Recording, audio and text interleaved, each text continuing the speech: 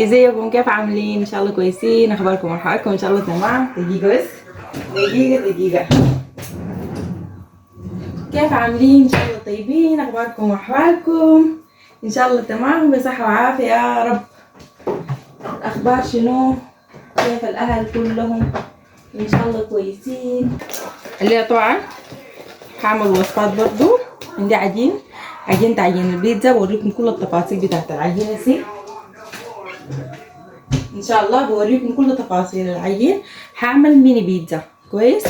فده الفحم اللي سألتني من الفحم. ده الفحم بتلقيه في محل الحلال تقريبا. ده ب4 باون. الكرتونة ما شاء الله فيها كمية كبيرة. بيجي فيه زي كده، بيكون مغلف كده، يعني ما شاء الله الكمية كتيرة شديد، بتقضي معاك فترة من الزمن. بتلقيه في محل الحلال، بتلقيه في الألفا، بتلقيه في كل الحتات دي. كلهم 80 حبة بيكونوا، ما عارفة الوحدة فيها كم، لكن كلهم بيكونوا 80 حبة. الفحم ده حلو تلقيه في الحلال ولا في الألفا. المهم يلا نبدأ يا جماعة. هعمل ميني بيتزا.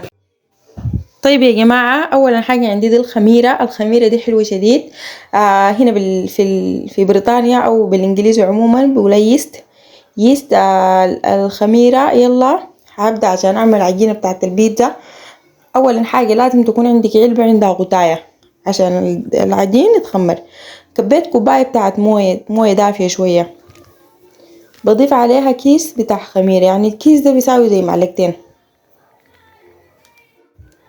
العجينة دي أنا أصلا قاعدة أعملها طوالي وسهلة وما محتاجة لمكونات كتيرة، وحتى أنا يعني شنو حفظتها، يعني حافظاها. كوباية بتاعت موية معاها ظرف بتاع خميرة، بكوب معلقة ملح ومعلقة سكر. طيب الكوباية واحدة بتاعت الموية بكوب عليها كوبايتين دقيق، يعني أنا هنا محضرة كوبايتين دقيق. الدقيق بكوب الكوباية الأولى كاملة، يعني ما بحتاج إنه يعني أدردرها، بكوبها كاملة. بعد ذاك الكوباية التانية على حسب العجين حقك، على حسب الدقيق يعني. ببدأ بكوب يعني حبة لحد ما العجنة تتماسك معاي وقوامها يكون كويس. بالنسبة للتخمير على حسب الجو. الأيامات دي الجو سخن عندنا طبعا، الليلة من الصباح المطرة صابة ونص النهار كده الجو سخن، فعشان كده بس بخليه يعني زي ساعة ساعتين كده. بخلي العجينة أنا بحسبها يعني أول ما تبتدي تتخمر بيظهر عليها العجينة بتتنفخ وبتتضاعف. هنا عندي طماطم. طبعا الصوص بتاع البيتزا اللي هو الكاتشب، يعني انا ما قاعده استعمل الجاهز، بحب اعمله براي، يعني بيكون صحي اكتر وفريش. هنا عندي طماطمتين خلطتين في حله، ضفت زيت، ممكن تضيفي بصل وتوم عادي، في ناس بيضيفوا بصل وتوم لكن انا ناسي ما ضفتها. هتضيفي معلقه ملح، معلقه سكر، هتضيفي معجون طماطم، الصلصه العاديه. وممكن تعمليه بكمية كتيرة وتجمديه في الفريزر، يعني كل مرة لما تيجي تحتاجي تعملي بيتزا بس تعجن العجين وطوالي تطلعيه تسيحيه وتضيفيه للعجينة حقتك، يعني بيكون احسن برضو. عشان شنو؟ الزول يكسب زمن. طيب يا جماعة، انا عملته في اثناء ما العجين يتخمر عشان يكون بارد، يعني لازم الكاتشب او الصوص بتاع البيتزا يكون بارد. وهنا ضفت له زعتر. الزعتر ده بيدي نكهة حلوة، يعني بيدي الصوص نكهة حلوة شديد. حتى العجينة بتاعت البيتزا ممكن تضيف لها زعتر، بيدي نكهة حلوة.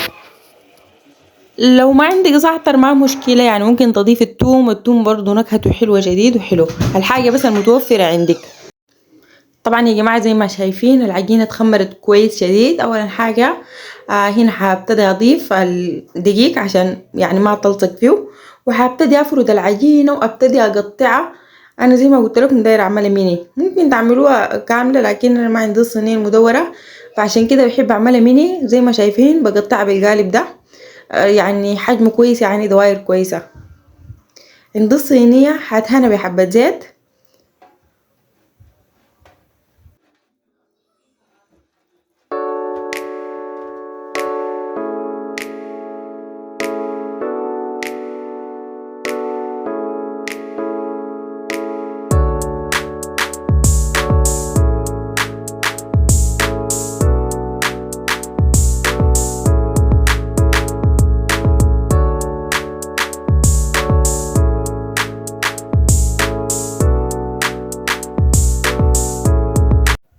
طيب يا جماعة زي ما شايفين عندي هنا الحشوة، أضيف طماطم وبصل، وعندي التونة. أنا هعمل بالتونة، ممكن تعملي لحمة مفرومة، ممكن تعملي فراخ، لو عندك فراخ مثلا تعمليها صدور تحمريها، أو لحمة مفرومة تعصليها. وعندي طبعا جبنة الموزاريلا أهم حاجة. فهبتدي الكاتشب اللي قلت لكم عملته وهسي برد طبعا، هبتدي اخد فيها يعني كمية مناسبة من الكاتشب، اوزعه كده عليها. طبعا يا جماعة الحشوة دي انتوا على مزاجكم وعلى كيفكم وعلى حسب الحاجات الموجودة عندكم. يعني ممكن تضيفوا فلفل اخضر، فلفل الوان، ممكن تضيفوا عيش ريف، او هو مش العيش ريف، الذرة. الذرة دي برضو مرات تكون معلبة او كده يعني المجمدة. المهم ممكن تضيفوا ذرة، ممكن تضيفوا يعني ممكن تعملوها خضار بس، خضروات من غير اي لحمة، اللي هي بصل، طماطم، فلفلية، تضيفي ذرة مع الجبنة. وفي ناس بيعملوها بالجبنة بس، جبنة وزيتون، ممكن برضو تعملوها بالجبنة والزيتون. لكن انا حبيت اعمل التونة، وطبعا لما زول يعمل تونة دايما مع التونة حلو زول يعمل بصل، فالبصل حلو مع التونة. المهم انا هعمل البصل والطماطم والتونة ده كلهن هعملين. لكن زي ما قلت لك انت تتفنني بطريقتك، بالفراخ، باللحمة، بالخضار، بالجبنة، زي ما انت دايرة. طيب هحكي لكم، طبعا دايما ايام الصيف بيكون في فحم. الفحم بيكون في المحلات يعني كده، اول ما تيجي خارجة بيكونوا عارضين الفحم، محلات حاجات الحديقة وكده. المهم كنت شايفاه وقلت خلاص يا اخي انا دايره لي فحم. مشيت الماركت عادي، عينت في المحل ما لقيت اي فحم، لفيت في المحل ما لقيت فحم. لقيت العمال اللي بيشتغلوا في المحلات، قلت للعامل جيت اقول فحم، يا الله طار لي الاسم وبالانجليزي يا ربي اسمه شنو اسمه شنو ما عرفته. المهم قلت له do you have black stone؟ قام قال لي بلاك ستون. قلت له اي. قلت له يا اخي بيعمل فاير كده البولع بيعمل نار ده. قال لي اي تشاركول. قلت له اي. قال لي والله ده بنجيبه بس في الصيف يعني، ما بنجيبه في باقي الايامات. فسبحان الله يعني غايته زول يدبر اموره. فهو الفحم اسمه تشاركول، لكن لما قلت بلاك ستون برضو فهمني. طيب يا جماعة طبعا بعد ما ضفت الكاتشب وضفت الخضار خديتها في الفرن في درجة حرارة 200. اصلا كنت مولعة على الفرن حار، خليتها مدة تاخدها من 20 ل 30 دقيقة على حسب فرنك. تاني طلعتها ضفت لها جبنة الموزاريلا.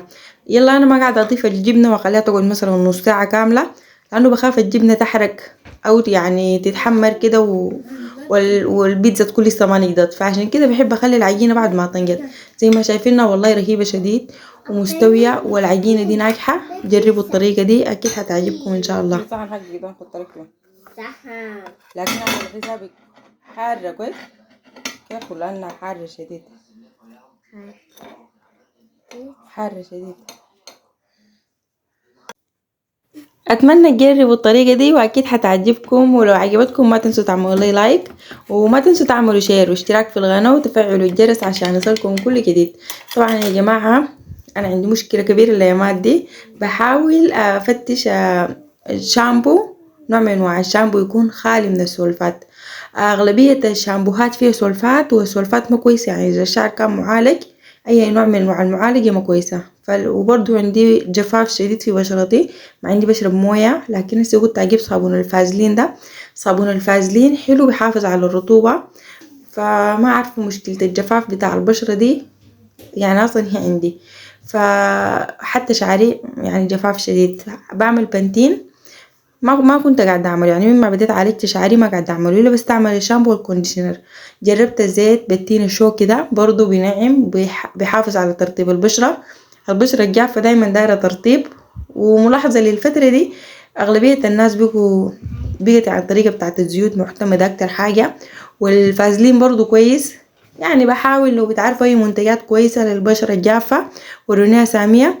وهنا ده الشامبو اشتريته عشان قلت يا جماعة أنا بقيت محل ما أمشي بقعد بقرا ساعات، لأنه الشامبو اللي جبته من الصالون داك الصالون بعيد ما قدرت امشي تاني اجيبه. المهم بقيت بكون قاعده وبقرا كده. لو بتعرفوا اي شامبو خالي من السولفات عليكم الله وروني ماركته شنو، لانه اغلبيه الماركات فيها سولفات. هسه انا بعد ما قاعده ساعه كامله بقرا لقيت فيه سولفات برضو، يعني بس ساعدوني في الموضوع ده. لو بتعرفوا شامبو لقيته بس قالوا انه ما فيه تقريبا ما سولفات، سيليكون، ما فيه سيليكون. المهم يعني كويس بينفع للامور والوجين، لكن لي انا ححاول اشوف حاجه تانية. وبس يا جماعة، هذه كل حاجة عن فيديو الليلة. شكرا لكم على المشاهدة، لحد ما نتلاقى مرة تانية. مع السلامة.